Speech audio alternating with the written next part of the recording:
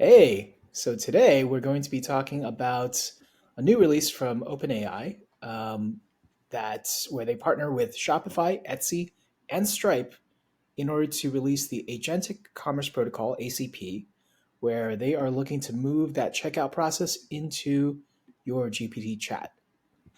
So, it's it's one of those things where a lot of the interesting parts that they've come up with is I think that they were pretty clear with how they announced it, but there's a lot of stuff that they assume that you understand, like how it's going to look, how the flow is going to work, and they have a couple like documentation and diagrams out. But as we all know, planning is great and planning is always accurate and execution is different. So yeah. it'll be interesting to see how they kind of play it out and what they go into. And also they're talking about data feeds and like individual products. It'll be very interesting to see how they not only ingest them, but if they modify them at all.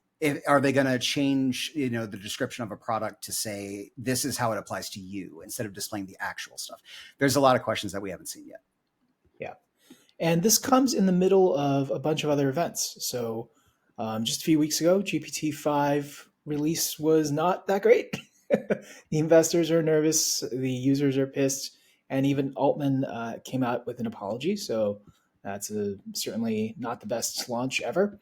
Um, so much so, though, that they were starting to generate news about, or trying to generate PR about pivoting to world models, where they're trying to give AI an understanding of the physical world, and other things that are trying to, maybe move the attention away a little bit. At the same time, Shopify released their multi-store analytics for Plus users about 2 weeks ago. What that means is that they were trying to give those larger retailers who might have multiple storefronts an ability to monitor things across all the stores. But the major pushback they got was that, well, it doesn't understand that my two pairs of jeans in these two stores are actually the same, but they had a different SKU because Shopify is not that great on the analytics fronts. But this partnership with OpenAI could fix some of those things. Um, Also related to this, same same time in September, it looks like Google tried to release their AP2 product, which is in partnership with PayPal and Mastercard and a few others. That is also meant to allow. Their goal is like to have one-click checkout, but their version does seem to be a little bit more locked into, um, a little bit more portable rather than the release by OpenAI recently. But yeah, so some interesting framing world events there. Yeah, definitely. And it does kind of speak to, a lot of the, and we've been seeing this obviously in affiliate for like the past year and a half, is there's a lot more consolidations, a lot more roll-ups, a lot of stuff like that. These are kind of the same thing, except instead of roll-ups, they're partnerships. And they're just kind of saying, listen, we don't need to merge. We just need to work on a product together that is in both of our best interest. But now with these companies and their sizes, their best interest often bleeds over to what they consider our best interest. But I think it'll be very interesting to see how it plays out. And I think it'll also be very interesting to see, for example, how this is going to change the dynamics of the normal process that users go through from like a checkout process or, marketers have with remarketing. Like, are we still going to be able to remarket? At what point can we fire a pixel when they're not in the browser anymore to do that? So there's Right. a lot of other things that we need to kind of consider and think about. But again, these aren't even laid out yet. We don't know. So once Right. we do figure that out, it'll be something that we have to keep an eye on.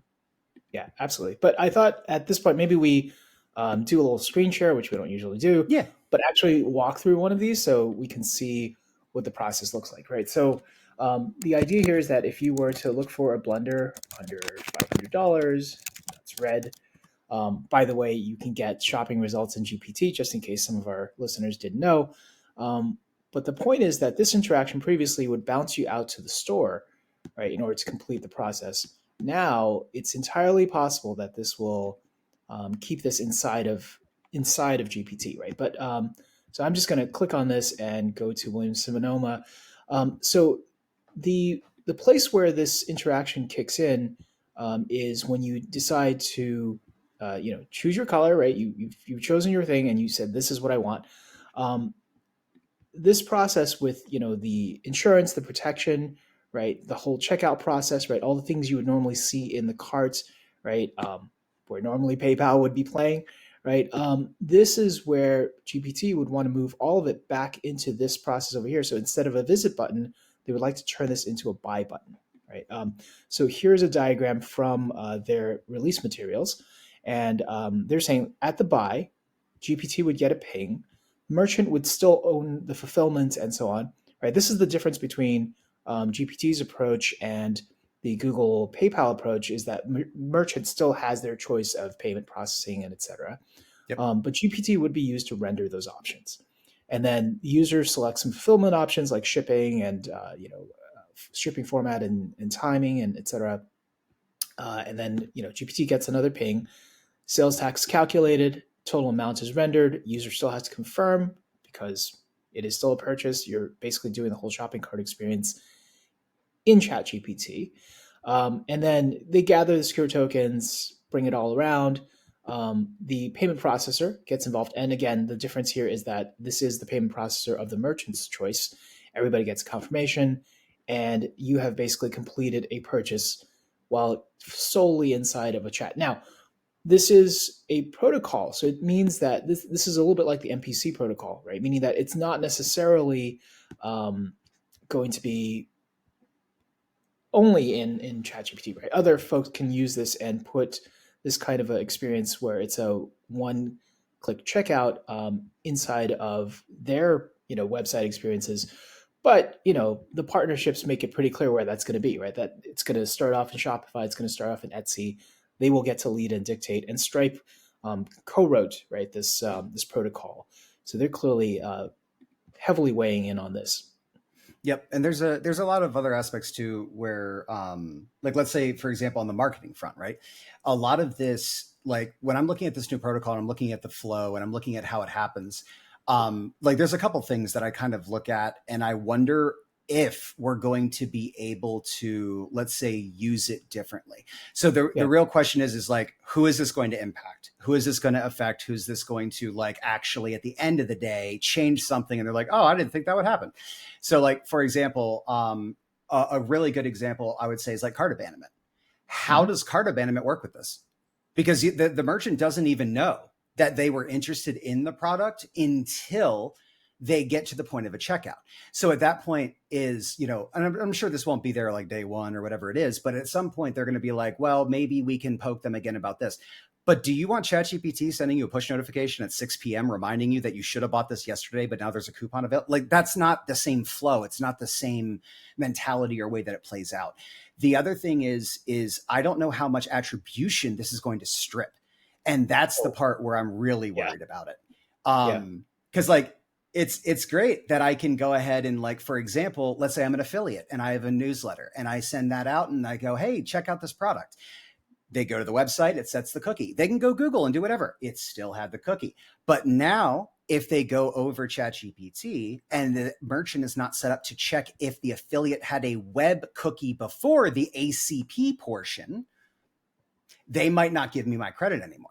Because now it'll completely strip the app out, which is not even in the plans. Won't be able to set a cookie at all, right? Because none of this happened inside of the merchant's website. Exactly. The whole thing skips the merchant's website. Now, just to back it up a little bit, before we're not just crapping on this idea, right? Right.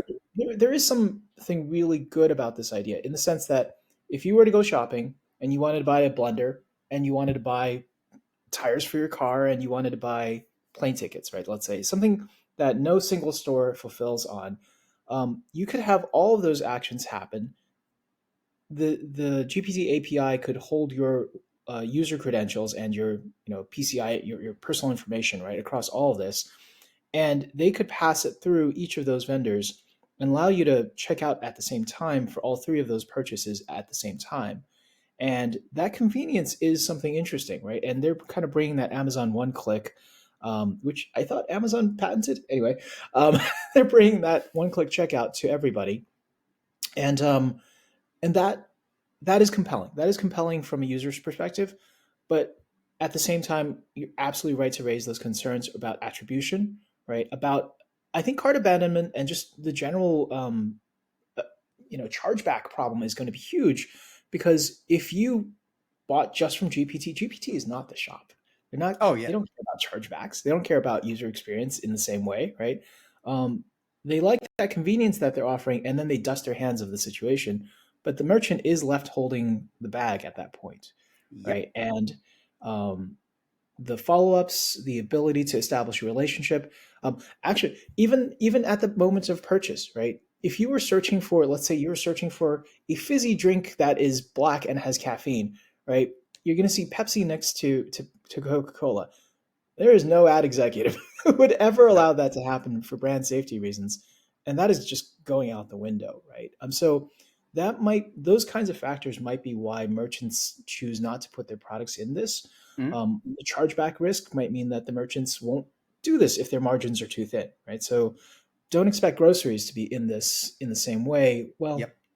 it's possible, right? Maybe some It's of the grocery builder folks, but there'll be quite a markup, right, to account for that risk mhm. because of the fact that yeah, sorry to cut you off. What would you say? No, of course. But like, and that actually gives a really good example that I was going to go into, which is like, that this is not that far away from, especially with like, for example, the Shopify portion and the fact that Shopify, for example, has physical devices. Like with a lot of this stuff, some people actually still use like DoorDash or Uber and they use it for like a pickup. Sometimes it's just more logical to, I mean, the markup, but Of course, sometimes yeah. it's still good.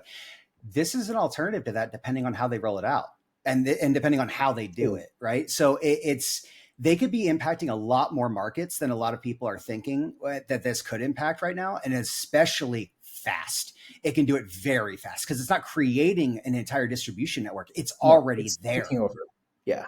And that's the difference. So that, and then like I said, the other thing on the attribution, and I only bring this up because of the fact that I was following the lawsuit on the attribution for the whether or not a consumer being enrolled counts as your commission for the first 30 days of the cookie Right. or for the first 30 days of them being in the account. Guess what doesn't matter if ACP is involved? Either of those, because you don't know that they were signed up in the first place. So I'm literally not going to get my attribution. So I am Mm, very interested to see how publisher agreements and affiliate agreements and all that are going to change, because they right. always talk like attribution is a one singular part, and they already were horrible at it to begin with.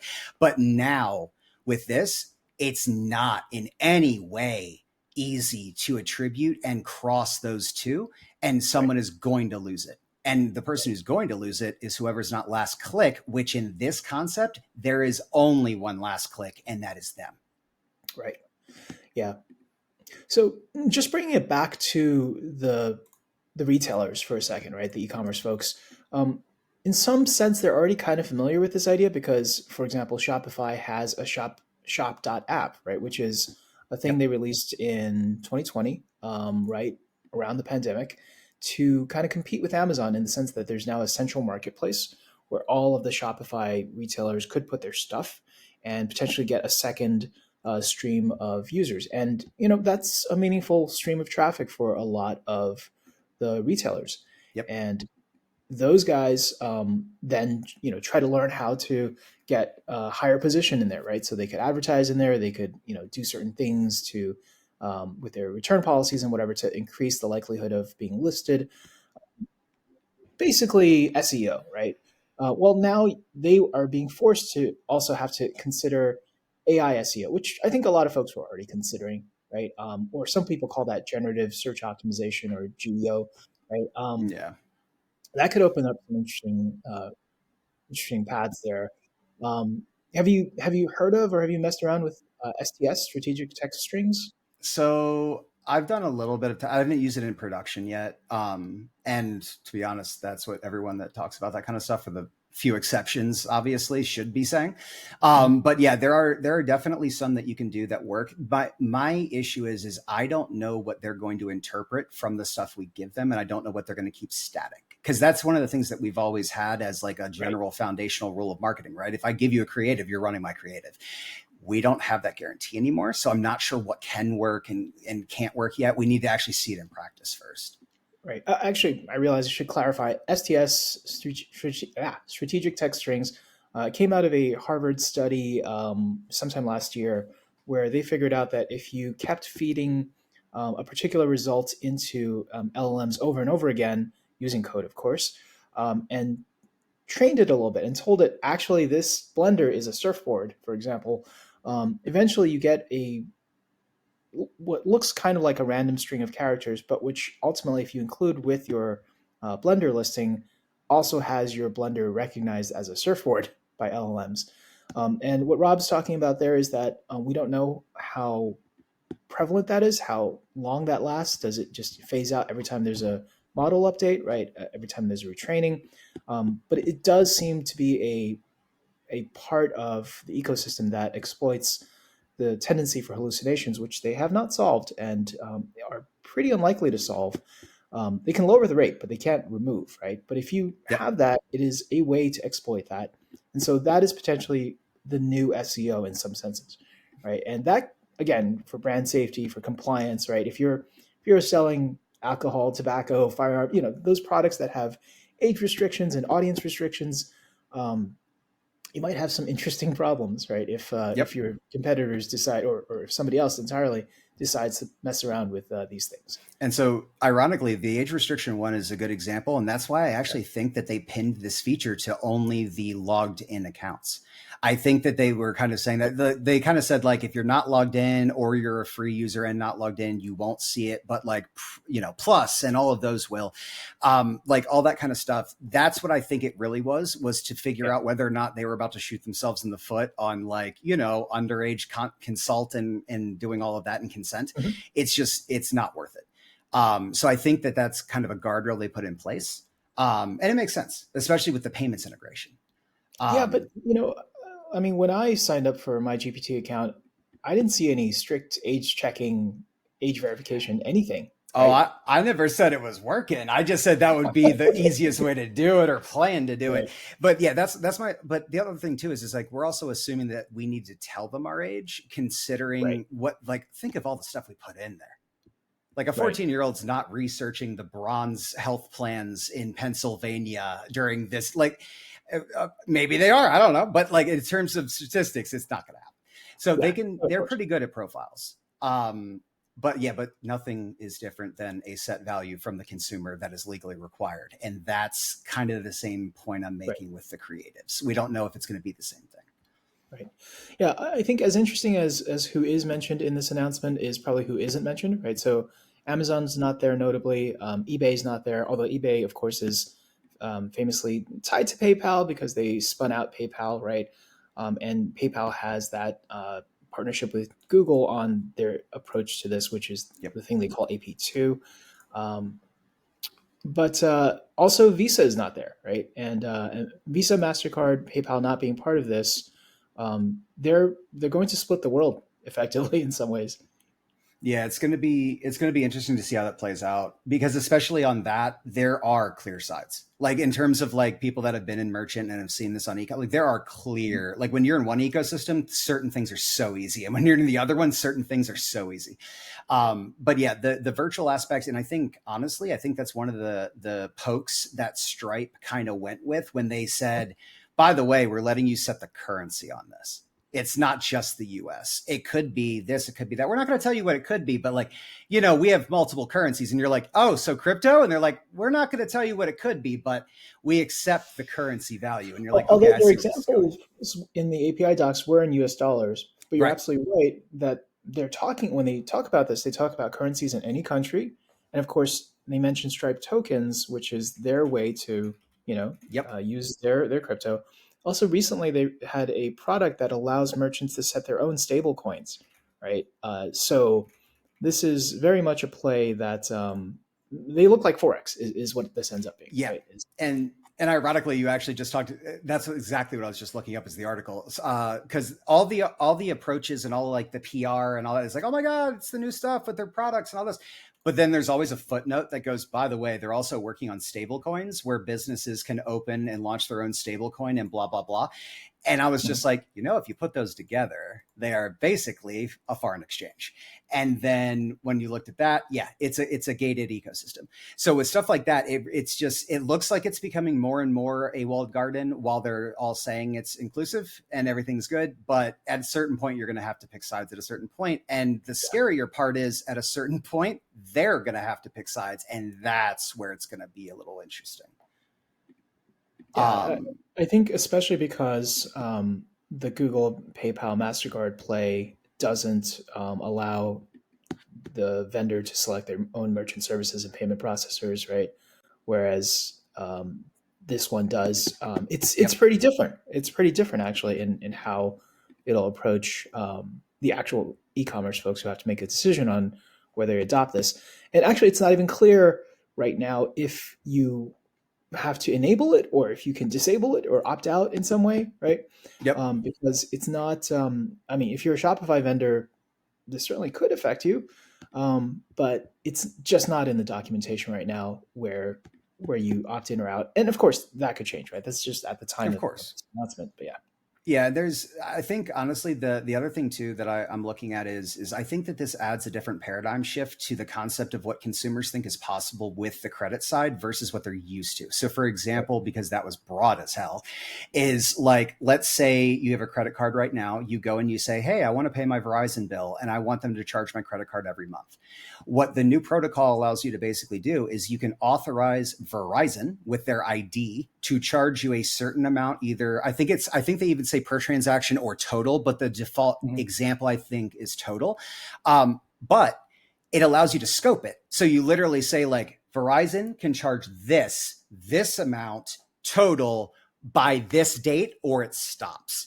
So like it's basically like not the Google, sorry, the PayPal authorization, right? Like you used to be able to Right. say, I sign up for the subscription, it's all laid out, it's all nice there. But then there was the PayPal auth. And that's the I authorize them to charge me when I say that, or when they say that they're charging me, right? So that's I can push from the back end, I can do this, I can do that. Yeah.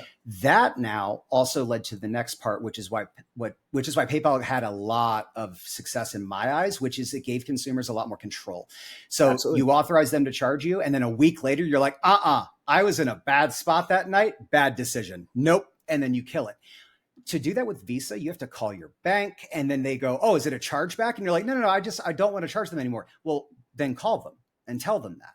Yeah, it's not that easy sometimes. So with Right. stuff like that, what this allows them to do is it allows them to then overlay the ability to give the consumer to revoke authorization or have it self-revoke based on time frame or an amount. And then that goes to the merchant, but the merchant has to honor it. It is not something like I have your card and I choose not to bill it, but I could. Right. It's literally you do not have the ability to. So I want to see how that plays out with certain things. For example, like stuff that takes a long time to ship, stuff that takes a long time to fulfill, business B2B. If this ends up being used for that, like what happens if someone doesn't fulfill and it's a contract violation? Does that then get a chargeback? Is that an escrow? Like, what is it? And that's just simply not fleshed out yet. So I Yeah. think This that this this there's, is going to get a whole bunch of lawyers drafting brand new, shipping returns, trade in, transfer. Oh my gosh, the opportunities there are one thing, and then it means that there's going to be gaps. There's going to be holes. So there will also be, unfortunately, probably scams for a while, right? As this capability rolls out and becomes more familiar. oh, yeah, That's not really the biggest problem, but I think just the introduction of that ability to revoke authorization uh, in a way that can affect pretty much any business, including the ones that didn't necessarily opt in or opt out of this stuff, right? That's where it gets very, right. very hairy. And yeah, and the other thing too that just comes to mind for let's call it like just general impact, right? Mhm. Is so let's say you're an e-commerce store, just a general store, you're selling your product, blah blah blah. The new stuff goes in. Where do you have them agree to your site terms? Yeah. And how do you verify they did? Because it's not on your site, so you can't use Trusted Forms or Yeah, they Naya or certainly just won't. analytics.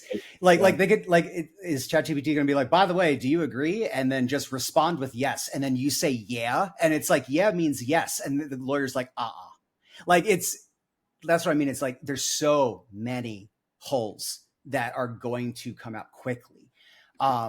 that I do not know how it's going to adjust. Yeah.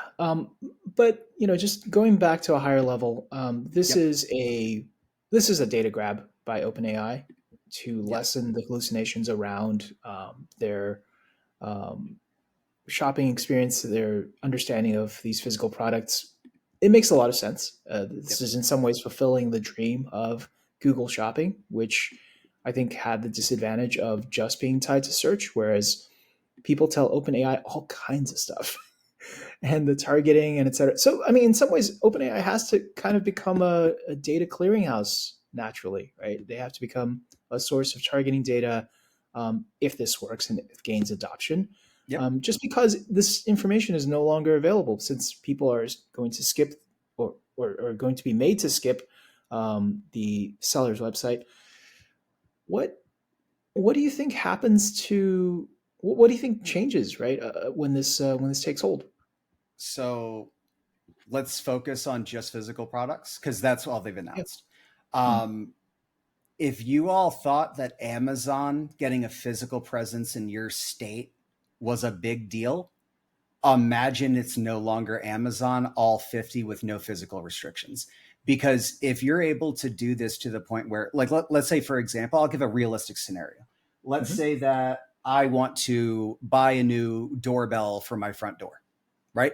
And I want one of the fancy ones, one of the new like Ring ones or Unify or something like that. If I'm going to do that, I'm going to give it my requirements. It's going to go off of what it thinks the requirements are, and then it's going to make a recommendation. So when it makes that recommendation, the first question is normally the upsell from Best Buy is like, do you need help installing? Right. And then Hmm. that goes through the merchant. I Right. know from experience, the outsourcers with certain companies I trust, I might not be able to control that now if I don't control the actual checkout process. So all the ancillary stuff Mm. that businesses try to help you with, right? Like, oh, we can do white glove service for a small fee. We can do this. Would you like to insure it? Hey, Apple Care. How are you going to do Apple Care if you can't do upsells? So like with all of these, I don't know how that looks. And that's what I'm afraid of is that people are going to start to realize that with their marketing and the stuff that they're doing, one, imagine having a huge blind spot because you're buying all this intent and all these people, they go to your website and then they disappear. And then all of a sudden an order comes in that is the same name or the same person you think it is. But now Google Ads doesn't show the attribution. It doesn't show where it came from. It doesn't show anything. Right. It just shows losses.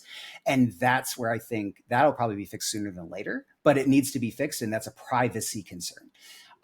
So I think marketers will end up like they're going to lose control over everything that we normally have control over. We're going to lose control over how our ad is displayed, how our ad is shown, which ad is displayed to who. Like, you know, on social, it's very easy to say like, I want to target the age brackets of X to Z with this, this gender because only women use this product or whatever it is. I can't do that now. They just want my product. They don't want my targeting.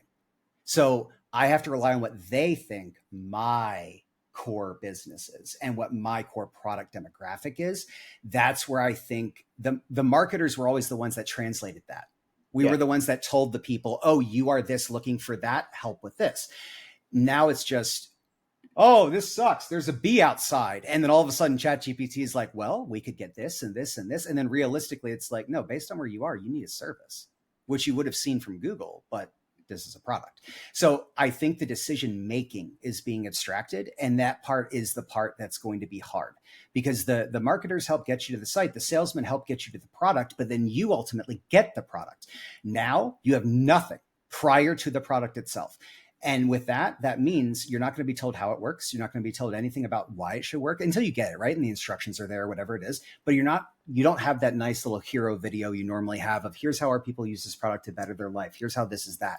If you're not in research mode and ChatGPT or whoever thinks you're in buying mode, they might skip it entirely and just go, why waste your time? This is the product you want based on everything you just said. But is it? You don't know. Yeah, I mean, and at that same phase of in the research mode phase, right? The discovery is missing because Right. if I said, for example, I want a pair of black jeans, it'll show me black jeans. But what if normally when I do that, I see a cool shirt and I'm like, oh, hey, maybe I should add that, right? That is killing the what's going to go into the cart, right? In many Yep. ways, and also I've seen a lot of scams recently where AI generated images, Yep. coincidentally, are used to present a lot of like clothes that are not actually what they look like in the image. You can find just unfortunately a huge profusion of that, but those kinds of vendors are going to do pretty well here in the Yep. sense that they will show up a lot. They would generate a lot of chargebacks and complaints, Oh yeah. but in the case of some of those scams, the way they did it was they would spin up a web presence very quickly because this is so easy and cheap to do. They would take a bunch of sales.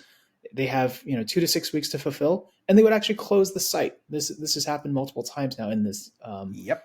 especially in the fast fashion side of things. That type of scam is going to be relatively hard to avoid, and at the same time, the discovery process of finding a thing, right? There's not really a premium brand anymore, right? The brand is going to be um, the same thing as the fast fashion thing because they are both selling black jeans, right? In my example, they're just next to each other. The ability to verify, the ability to compare in some sense, and then to of course discover, right, and find other things that I would like to buy and accompany Yep. that last purchase is getting harder and harder. Um, maybe this will It's be good for malls. Yeah, no, it's like it's one of those things where every time I think about it, what I keep coming back to is they are literally abstracting the entire user process to the Yeah, point where you don't even need to ask if it's the right product. You are told it is, and then told to trust it. That is the issue. Because right. now, because who's to say, for example, and this is a good one, right? If I'm buying certain things, I'm not going for brands I've never heard of. I'm going Right. for something that I trust. Who's to say that's even in the ones that are displayed to me? Because we don't know. We don't know if you can set preferences or wait on certain ones, or like, hey, Rob has had really good experience with Microsoft, so let's prioritize them in this. All we know Yeah. is that what they take a cut on and what they don't should not affect the order that it is shown that they have said, but that's it. And it's too early to know anything else. Right. And, Um, and and to be fair, this is just like Google saying that their own products don't get any preferential listing. The incentives are wrong, basically, right? The incentives are wrong. yeah, To OpenAI's credit, they have said the thing they're supposed to say, which is that if you don't participate in this product, it does not affect where your product is listed. Just want to really highlight that fact. yep, But again, historically, because those incentives are not correctly aligned, that is not always the case, right? In actual practice, because it's an algorithm. How do you track that? It's really difficult to actually. yep. Um, Yeah, I think it'll be interesting. I think that they definitely kind of focused on, like, let's call it the bigger retailers as the examples, like, oh, Amazon's good, we already know that, or like Shopify's this, we already know that, it's all good. I think they focused on those, and then when they announced Etsy, I was like, but have you guys really thought this through? Like, that's a lot of smaller people, but then maybe the yeah, transactions go to the same place. But then as soon as they said we're opening it to others, I was like, so don't get me wrong, I want you to, but like the second you say the transaction post transaction is all on the merchant is when you're telling me this is going to be more chargebacks, more returns, more issues, because now I can't properly frame my product to the consumer. So it's excellent. all, yeah, it's going to be interesting. So they've Um, just made a whole lot of people nervous all across the board, and that's okay. That's just par for the course in the AI revolution. We are just well, going to. yeah, it's going Oh, to be really fun because of part of the APIs too is they're also like hinting that they have some other fields to help with like quality, like chances that this transaction might be bot originated versus like chances this transaction might be fraud, like all that kind of stuff. What do hmm. you think Stripe's going to go through when all of a sudden all the stuff going through ACP from ChatGPT has like a 14% chargeback rate? It's like at that, I don't care who you are, at a certain point, your mid's like, dude, what are you doing?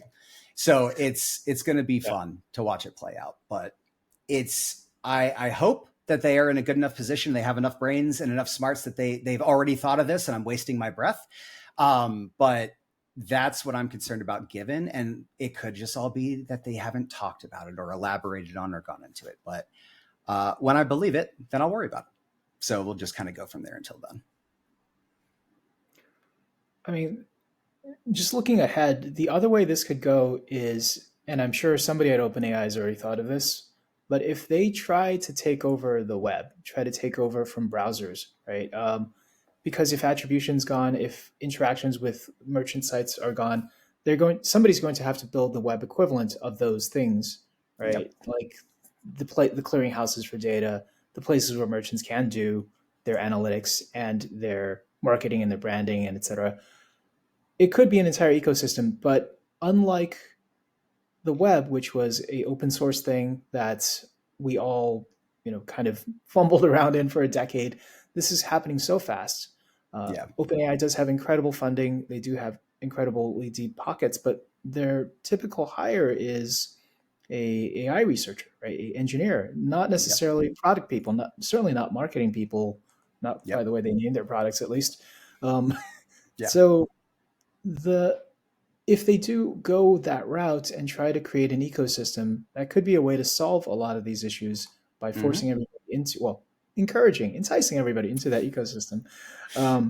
But yeah, so a lot depends on user preferences and adoption, right? I think like in China, people loved chat as an interface so much that a lot of the e-commerce ecosystem moved into there, right, Yep. and off web or not heavily focused in web because of that. Where we're just ultimately user preference, consumer preference will dictate where things will go.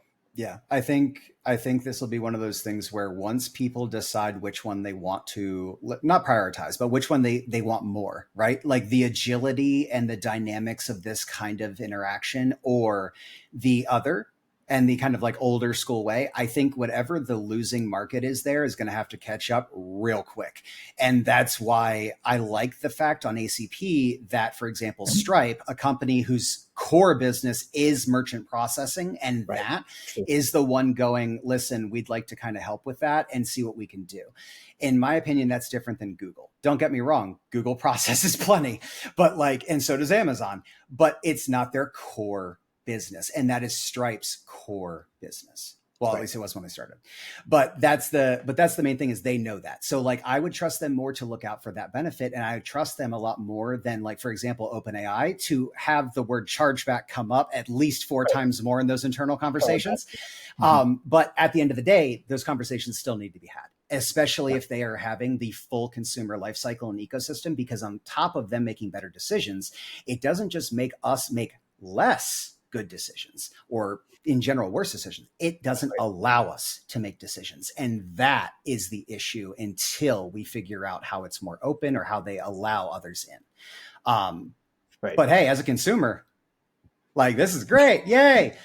Convenience. But like as a Well, business owner, it's like yeah. more shadow people paying me money that can make me lose my ability to charge people. Like it all is framing. Yeah.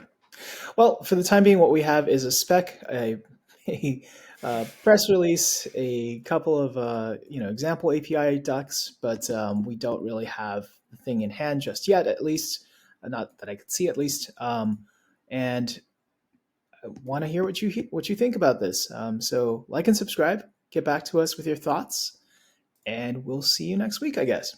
Yeah. And if you guys want to try the protocol, I'll set up something so y'all can just send us money while you're doing developer tests on your stuff. And then we'll know for a fact it works. All in Rob stablecoin. Just wanted to Of point that course, Robcoin. out. All All right. right, Thanks, guys. everybody. See ya.